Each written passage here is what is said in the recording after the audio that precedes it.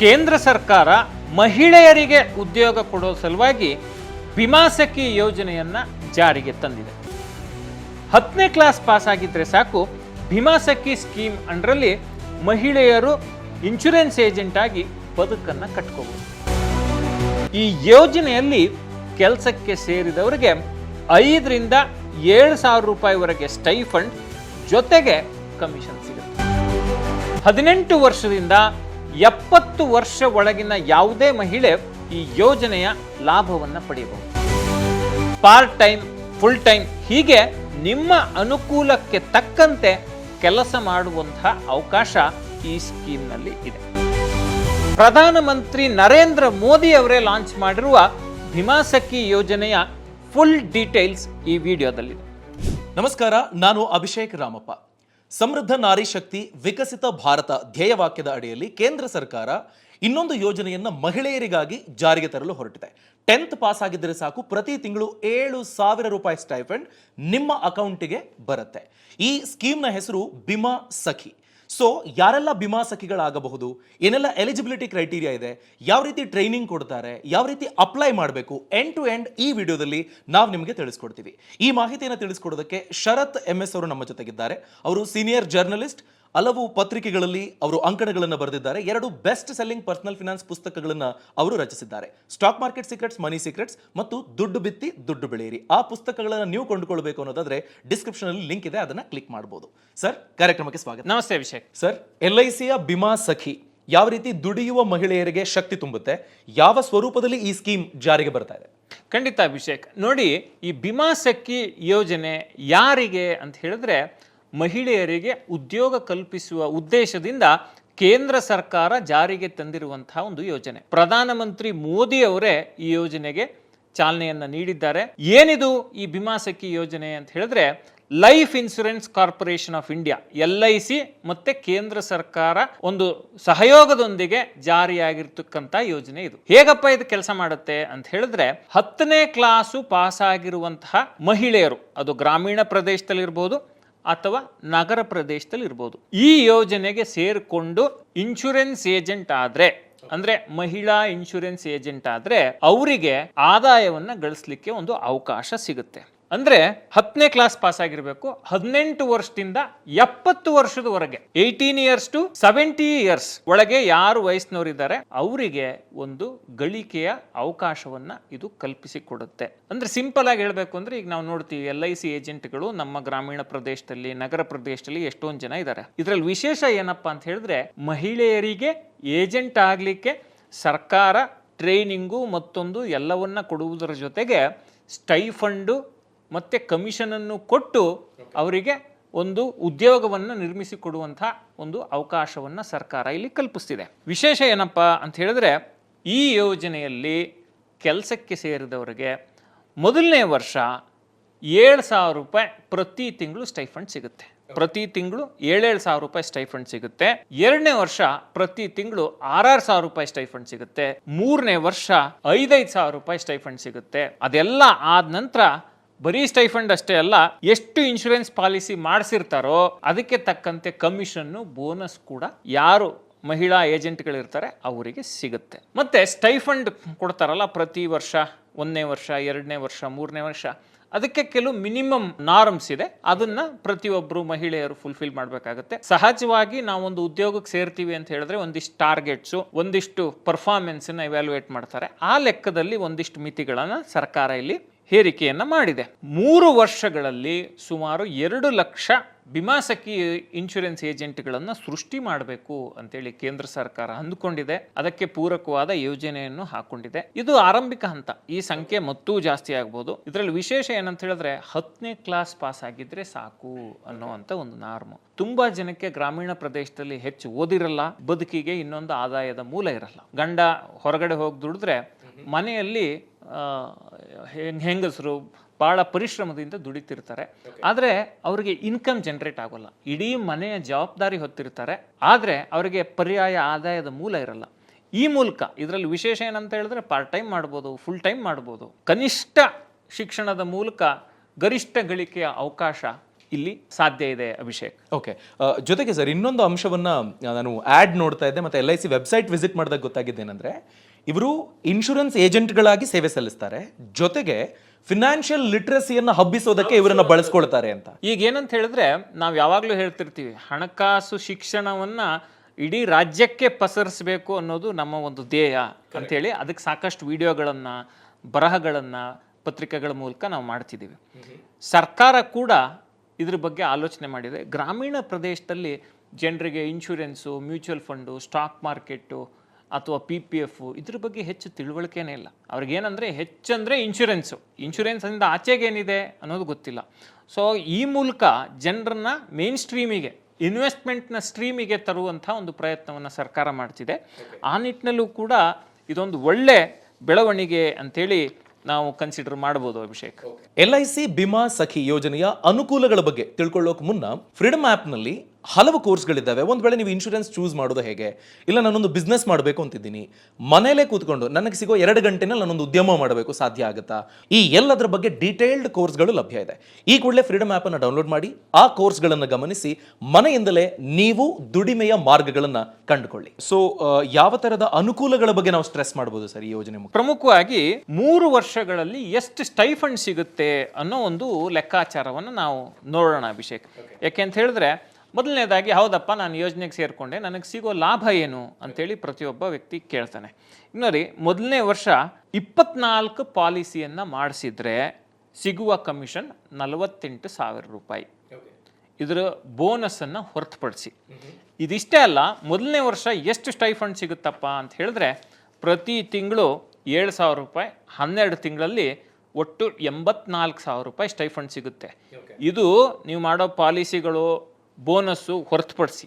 2ನೇ ವರ್ಷದ ಸ್ಟೈಫಂಡ್ ಎಷ್ಟು ಸಿಗುತ್ತಪ್ಪ ಅಂತ ಹೇಳಿದ್ರೆ 6,000 ರೂಪಾಯಿ ಪ್ರತಿ ತಿಂಗಳು, 12 ತಿಂಗಳು ಅದು ಸಿಕ್ಕಿದ್ರೆ 72,000 ರೂಪಾಯಿ ಸ್ಟೈಫಂಡ್ ಸಿಗುತ್ತೆ. 3ನೇ ವರ್ಷದ ಸ್ಟೈಫಂಡ್ ಎಷ್ಟಪ್ಪ ಅಂತ ಹೇಳಿದ್ರೆ 5,000 ರೂಪಾಯಿ ಸಿಗುತ್ತೆ ಪ್ರತಿ ತಿಂಗಳು, 12 ತಿಂಗಳ ಲೆಕ್ಕದಲ್ಲಿ 60,000 ರೂಪಾಯಿ ಸಿಗುತ್ತೆ. ನಾವು ಸ್ಟೈಫಂಡು, ಬೋನಸ್ಸು ಮತ್ತೆ ಇನಿಷಿಯಲ್ ಇಯರ್ ನಲ್ಲಿ ಮಾಡುವಂತಹ 24 ಪಾಲಿಸಿಗಳ ಒಂದು ಕಮಿಟ್ಮೆಂಟು ಎಲ್ಲವನ್ನ ತೆಗೆದುಕೊಂಡ್ರೆ 2,64,000 ರೂಪಾಯಿಯನ್ನ ಗಳಿಸುವಂತಹ ಅವಕಾಶ ಇದೆ.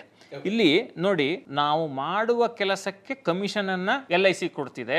ಜೊತೆಗೆ ನಮ್ಮನ್ನ ಅಂದ್ರೆ ಯಾರು ಇನ್ಶೂರೆನ್ಸ್ ಏಜೆಂಟ್ಗಳಾಗ್ತಾರೆ, ಮಹಿಳಾ ಇನ್ಶೂರೆನ್ಸ್ ಏಜೆಂಟ್ಗಳಾಗ್ತಾರೆ, ಅವರಿಗೆ ಒಂದು ರೀತಿ ಸಹಾಯಧನದ ರೂಪದಲ್ಲಿ, ಒಂದು ನೆರವಿನ ರೂಪದಲ್ಲಿ ಸ್ಟೈಫಂಡ್ ಅನ್ನ ಕೊಡ್ತಿದೆ. ಅವ್ರು ಮಾಡೋ ಕೆಲಸಕ್ಕೆ ಫಸ್ಟ್ ಒಂದು 2-3 ವರ್ಷ ಅವ್ರಿಗೆ ಎಸ್ಟಾಬ್ಲಿಷ್ ಆಗೋಕೆ ಸಮಯ ಬೇಕಾಗುತ್ತೆ. ಅದನ್ನ ಗಟ್ಟಿಯಾಗಿ ನಿಲ್ಲಿಕ್ಕೆ ಅವ್ರಿಗೆ ಸಹಾಯ ಆಗಲಿ ಅನ್ನೋ ದೃಷ್ಟಿಕೋನದಲ್ಲಿ ಒಂದು 3 ವರ್ಷದಲ್ಲಿ ಹತ್ತತ್ರ 2.5 ಲಕ್ಷಕ್ಕಿಂತ ಹೆಚ್ಚು ಹಣವನ್ನ ಸರ್ಕಾರ ಇಂಡೈರೆಕ್ಟ್ಲಿ ಅವರಿಗೆ ಕೊಡುವಂತ ಪ್ರಯತ್ನವನ್ನು ಮಾಡ್ತಿದೆ. ನೀವು ಮಾಡಿ, ನಿಮ್ಮ ಬೆನ್ನಿಗೆ ನಾವು ನಿಲ್ತೀವಿ ಬಿಮಾ ಸಖಿ ಯೋಜನೆ ಮೂಲಕ ಅಂತ ಹೇಳಿ. ಇದೊಂದು ರೀತಿ ರಿಯಲ್ ಇನಿಷಿಯೇಟಿವ್, ಇವತ್ತಿನ ಭಾರತಕ್ಕೆ ಬೇಕಾಗಿರುವಂತಹ ಒಂದು ಆಲೋಚನೆ. ಆ ನಿಟ್ಟಿನಲ್ಲಿ ಸರ್ಕಾರ ಒಳ್ಳೆಯ ಮೂವ್ ಅನ್ನು ಮಾಡಿದೆ ಅಂತೇಳಿ ಹೇಳ್ಬೋದು ಅಭಿಷೇಕ್. ಮತ್ತೆ ಪ್ರಮುಖವಾಗಿ ಇದರಿಂದ ಜಾಸ್ತಿ ಅನುಕೂಲ ಇದೆ. ಯಾಕೆಂತ ಹೇಳಿದ್ರೆ ಬರೀ ಈ ಕೂಲಿ ಮಾಡುವಂಥದ್ದು ಅಥವಾ ಸ್ವಯಂ ಉದ್ಯೋಗ ಅನ್ನೋ ನಿಟ್ಟಿನಲ್ಲಿ ಆಲೋಚನೆ ಮಾಡ್ತಿರುವಾಗ ಗ್ರಾಮೀಣ ಪ್ರದೇಶದಲ್ಲಿ ಈ ಫಿನಾನ್ಷಿಯಲ್ ಇನ್ಕ್ಲೂಷನ್ನು ಮತ್ತು ಫಿನಾನ್ಷಿಯಲ್ ಸ್ಪೇಸ್ನಲ್ಲಿ ಇಷ್ಟು ಉದ್ಯೋಗ ಕ್ರಿಯೇಟ್ ಮಾಡ್ಬೋದು ಅಂತ ಸರ್ಕಾರ ಆಲೋಚನೆ ಮಾಡಿರೋದು ನಿಜವಾಗ್ಲೂ ಒಂದು ಸ್ವಾಗತಾರ್ಹ ಹೆಜ್ಜೆ ಅಂತ ಹೇಳ್ಬೋದು ಅಭಿಷೇಕ್. ಸೊ ಮೇಜರ್ ಬೆನಿಫಿಟ್ಗಳ ಬಗ್ಗೆ ಫೋಕಸ್ ಮಾಡೋದಾದ್ರೆ ಈಗ ನೋಡಿ ಅಭಿಷೇಕ್, ಇದರಲ್ಲಿರೋ ಬಹಳ ದೊಡ್ಡ ಅನುಕೂಲ ಏನು ಅಂತ ಹೇಳಿದ್ರೆ ದೇಶದ ಟಾಪ್ ಇನ್ಶೂರೆನ್ಸ್ ಕಂಪನಿಯ ಪ್ರತಿನಿಧಿಯಾಗಿ ಮಹಿಳೆಯರು ಇಲ್ಲಿ ಕೆಲಸ ಮಾಡ್ತಾರೆ. ಸೊ ಈಗ ಏನು ಅಂತ ಹೇಳಿದ್ರೆ ಫಿನಾನ್ಷಿಯಲ್ ಪ್ರಾಡಕ್ಟ್ಸ್ ಅನ್ನು ತೆಗೆದುಕೊಳ್ಬೇಕಾದ್ರೆ ಮೊದಲನೇದಾಗಿ ಟ್ರಸ್ಟ್ ಫ್ಯಾಕ್ಟರ್ ಅಂತ ಬರುತ್ತೆ. ಟ್ರಸ್ಟ್ ಫ್ಯಾಕ್ಟರ್ ವಿಷಯದಲ್ಲಿ LIC ಬಗ್ಗೆ ಯಾವುದೇ ಮುಲಾಜಿಲ್ಲ. ಅಂದರೆ ಇದಿದೆ, ಸರ್ಕಾರದ ಒಂದು ಸಾವರಿನ್ ಗ್ಯಾರಂಟಿ ಇದೆ, ಸರ್ಕಾರ ಬೆಂಬಲಿತ ಸಂಸ್ಥೆ ಅನ್ನೋದಿದೆ. ಹಾಗಾಗಿ ಇದರಲ್ಲಿ ಆಲೋಚನೆ ಮಾಡ್ದೇನೆ ಯಾರು ಬೇಕಿದ್ರು ಏಜೆಂಟ್ ಆಗಿ ಅರ್ಹತೆ ಇರೋರು ಎನ್ರೋಲ್ ಆಗ್ಬೋದು. ಎರಡನೇದು, ಅನುಕೂಲವೆನಿಸುವ ಸಮಯದಲ್ಲಿ ಕೆಲಸ ಮಾಡ್ಬೋದು. ಈಗ ನಾನು ಪಾರ್ಟ್ ಟೈಮ್ ಮಾಡ್ತೀನಪ್ಪ, ಬೆಳಗ್ಗೆ ಒಂದು 2 ಅವರ್ಸ್, ಸಾಯಂಕಾಲ ಒಂದು 2 ಅವರ್ಸ್ ಮಾಡ್ತೀನಿ, ಫುಲ್ ಟೈಮ್ ನನಗೇನೋ ಬೇರೆ ಕೆಲಸ ಇದೆ, ಅವರು ಇದನ್ನು ಪಿಕಪ್ ಮಾಡ್ಬೋದು. ಮತ್ತು ಮೊದಲ 3 ವರ್ಷ ಸ್ಟೈಫಂಡ್ ಜೊತೆ ಕಮಿಷನ್ ಮತ್ತು ಬೋನಸ್ ಸಿಗೋದು ದೊಡ್ಡ ಅನುಕೂಲ. ಮತ್ತು ಗ್ರಾಮೀಣ ಮತ್ತು ನಗರದ ಪ್ರದೇಶದ ಮಹಿಳೆಯರಿಗೂ ಇದರಿಂದ ಸಾಕಷ್ಟು ಅನುಕೂಲ ಆಗುತ್ತೆ. ಕಷ್ಟಪಟ್ಟು ಹೆಚ್ಚು ಪಾಲಿಸಿ ಮಾಡಿಸ್ತೀನಪ್ಪ, ನಾನು ಹೆಚ್ಚೆಚ್ಚು ಪರಿಶ್ರಮ ಹಾಕ್ತೀನಪ್ಪ ಅನ್ನೋರಿಗೆ ಇದರಿಂದ ಹೆಚ್ಚು ಅನುಕೂಲ ಆಗುತ್ತೆ. ಮತ್ತು ಇಲ್ಲಿ ಇನ್ನೊಂದು ಅಂಶ ಹೇಳ್ಬಿಡೋಣ, LICಯಲ್ಲಿ ಈಗ ಆಲ್ರೆಡಿ ಏಜೆಂಟ್ ಆಗಿರುವ ಮಹಿಳೆಯರಿಗೆ ಅಥವಾ LIC ಏಜೆನ್ಸಿಗಳನ್ನು ತೆಗೆದುಕೊಂಡಿರೋರಿಗೆ ಮತ್ತು LICಯಲ್ಲಿ ಕೆಲಸ ಮಾಡಿ ರಿಟೈರ್ಡ್ ಆಗಿದ್ದೀವಿ ಅನ್ನೋರಿಗೆ ಈ ರೀತಿಯ ಕೆಲವು ನಿಬಂಧನೆಗಳು ಅವರಿಗೆ ಈ ಯೋಜನೆ ಅನ್ವಯ ಆಗೋದಿಲ್ಲ. ಪ್ಯೂರ್ಲಿ ಯಾರು LICಯ ಪಾರ್ಟ್ ಆಗಿಲ್ಲ ಈವರೆಗೆ ಅವರಿಗೆ ಈ ಹೆಚ್ಚು ಅನುಕೂಲ ಆಗುತ್ತೆ ಯೋಜನೆಯಿಂದ. ಯಾರು ಈಗ ಆಲ್ರೆಡಿ ಅದರಲ್ಲಿ ಇದ್ದೀವಿ ನಂಗೆ ಈ ಯೋಜನೆ ಬೇಕು ಅಂದರೆ ಸಿಗಲ್ಲ.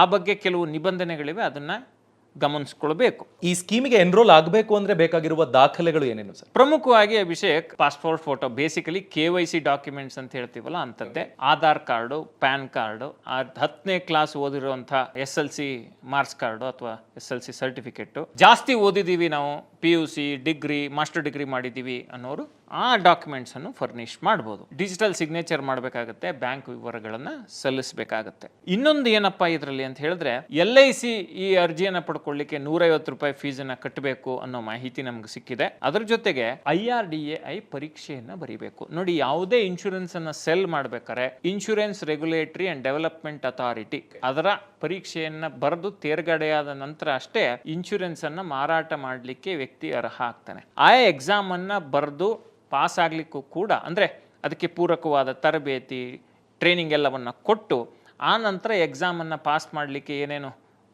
ಅವರಿಗೆ ತಿಳುವಳಿಕೆ ಬೇಕು ಅದೆಲ್ಲವನ್ನು ಕೊಟ್ಟು LIC ಇದನ್ನು ಕೈ ಹಿಡಿದು ನಡೆಸುವಂಥ ಒಂದು ಕೆಲಸ ಇದರಲ್ಲಿ ಆಗುತ್ತೆ.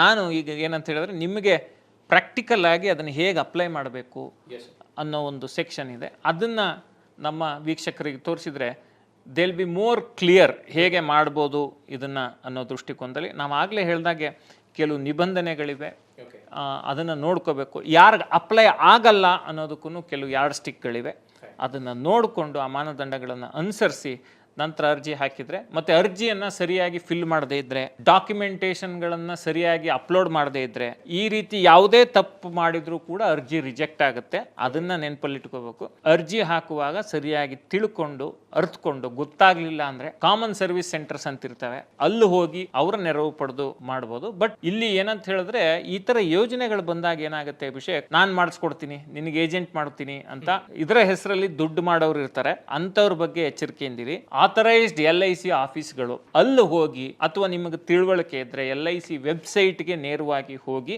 ಆ ಮೂಲಕ ಅರ್ಜಿಯನ್ನು ಸಲ್ಲಿಸಿ ಇದರ ಫಲಾನುಭವಿಯಾಗಿ. ಯಾರೋ ನಿಮಗೆ ಕೆಲಸ ಕೊಡಿಸ್ತೀವಿ, ಇದರಿಂದ ನಿಮಗೆ ಉದ್ಯೋಗ ಕೊಡ್ತೀವಿ, ನಿಮಗೆ ಇಷ್ಟು ದುಡ್ಡು ಬರಂಗೆ ಮಾಡ್ತೀವಿ ಅಂತ ಹೇಳಿದ್ರೆ ದಯವಿಟ್ಟು ಅದನ್ನು ನಂಬೇಡಿ.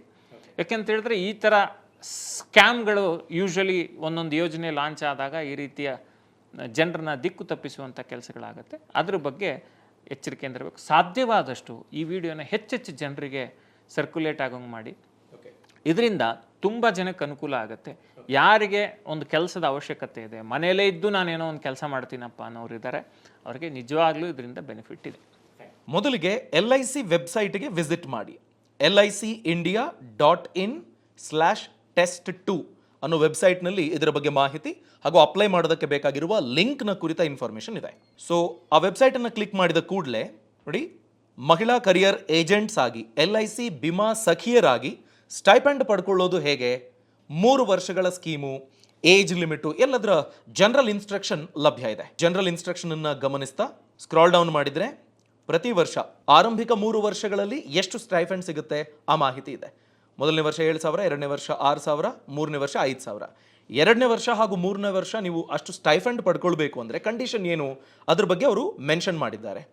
ನೀವು ಇಶ್ಯೂ ಮಾಡಿಸಿರುವ ಓವರಾಲ್ ಪಾಲಿಸಿಗಳ ಪೈಕಿ 65% ಪಾಲಿಸಿಗಳು ಫಂಕ್ಷನಿಂಗ್ ಆಗಿರಬೇಕು. ಅದರ ಬಗ್ಗೆ ಒಂದು ನಿಯಮ ಇದೆ, ಅದನ್ನು ಗಮನಿಸಿ. ಸ್ಕ್ರಾಲ್ ಡೌನ್ ಮಾಡಿದ ನಂತರ ಕ್ಲಿಕ್ ಹಿಯರ್ ಫಾರ್ ಬಿಮಾ ಸಖಿ ಅಂತ ಇರುತ್ತೆ ನೋಡಿ. ಸೊ ಆ ಆಪ್ಷನನ್ನು ಕ್ಲಿಕ್ ಮಾಡಿ. ಕ್ಲಿಕ್ ಮಾಡಿದ ಕೂಡಲೇ ಹೀಗೊಂದು ವೆಬ್ಸೈಟ್ ಓಪನ್ ಆಗುತ್ತೆ, agencycareer.licindia.in ಅಂತ. ಅಲ್ಲಿ ಲೀಡ್ ಅಪ್ಲಿಕೇಶನ್ ಇದು LIC ಬಿಮಾ ಸಖಿ ಸ್ಕೀಮ್ಗೆ ಅಪ್ಲೈ ಮಾಡೋದಕ್ಕೆ ಏನೆಲ್ಲ ಮಾಹಿತಿ ಒದಗಿಸಬೇಕು ಅಲ್ಲಿದೆ. ಹೆಸರು, ಜೆಂಡರ್ ಮತ್ತು ನ್ಯಾಷನಾಲಿಟಿ ಮೊದಲಿಂದಲೇ ಅಲ್ಲಿ ಪ್ರಿಫಿಕ್ಸ್ಡ್ ಆಗಿ ಇರುತ್ತೆ, ಫಿಮೇಲ್ ಮತ್ತು ಇಂಡಿಯನ್ ಅಂತ. ಡೇಟ್ ಆಫ್ ಬರ್ತ್ ಮೆನ್ಷನ್ ಮಾಡಬೇಕು.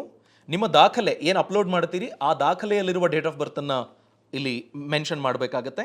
ಮೊಬೈಲ್ ನಂಬರ್, ಇಮೇಲ್ ID ಹಾಗೂ ಅಡ್ರೆಸ್ ಮತ್ತು ಪಿನ್ ಕೋಡನ್ನು ಎಂಟರ್ ಮಾಡಬೇಕು. Next section submit button enable ಆಗಬೇಕು ಅಂತ ಅಂದರೆ ನೋಡಿ, are you related to any agent development officer, employee, medical examiner of LIC of India, yes or no ಅಂತಿದೆಯಲ್ಲ, ಈ ಆಪ್ಷನ್ ನೋ ಇದ್ರೆ ಮಾತ್ರ ನೀವು ಮುಂದುವರಿಯೋದಕ್ಕೆ ಸಾಧ್ಯ. ಎಸ್ ಇದ್ರೆ ನೀವು ಇನ್ ಎಲಿಜಿಬಲ್, ನೀವು ಅರ್ಹರಲ್ಲ ಅಂತ ಅರ್ಥ. ಸೊ ಅದನ್ನು ನೋ ಅಂತ ನೀವು ಕ್ಲಿಕ್ ಮಾಡಬೇಕು. ಅದರ ಅರ್ಥ ನಿಮ್ಮ ಕುಟುಂಬದವರು ಯಾರೋ LIC ಏಜೆಂಟು, LIC ಏಜೆನ್ಸಿ ತೊಗೊಂಡಿದ್ದು ಅಥವಾ LIC ಕಂಪ್ನಿಲಿ ಕೆಲಸ ಮಾಡಿದ್ದು ಯಾವುದೂ ಇರೋ ಹಾಗಿಲ್ಲ ಅನ್ನೋದು. ಅದಾದ ಬಳಿಕ ಕ್ಯಾಪ್ಚಾ ಅಂತ ಇರುತ್ತೆ ನೋಡಿ, ಎಂಟರ್ ಕ್ಯಾಪ್ಚಾ ಅಂತ ಇರುತ್ತಲ್ಲ. ಸೊ ಕ್ಯಾಪ್ಚಾ ಎಂಟರ್ ಮಾಡಿ ಆ ಬಳಿಕ ಸಬ್ಮಿಟ್ ಅನ್ನೋ ಬಟನ್ ಕ್ಲಿಕ್ ಮಾಡಬೇಕು.